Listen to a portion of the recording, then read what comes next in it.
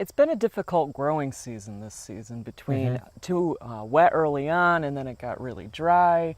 Personally, anything that I had planted in my garden that was in the ground drowned, early on. And then, what's nice about having things in raised bed is you can control that moisture a little bit. Right.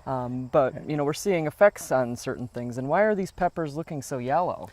Well, again, this challenging weather that we had this spring, first of all, it was so wet that they had a hard time really getting established early on. Right. And then when they finally did get established, what happens is the plants didn't get pollinated well. Right. With all the rain, we didn't get good pollination on them, so we didn't get a lot of fruit.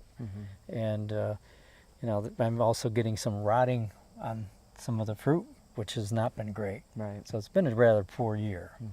Okay. But in contrast to that, the beans in the front here are nice and green. Well, the green of the beans is the reason for that is you have nitrogen fixing plant, so it can produce its own nitrogen. And on these peppers, there's another one that is a little bit of my negligence here. People always ask about fertilizing, and this is a result of not having enough fertility in the ground. Right. This yellowy color overall.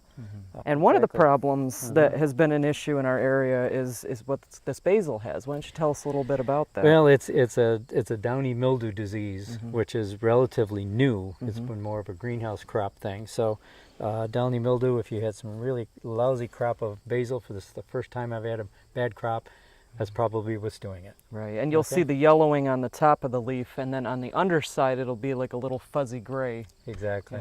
Yeah.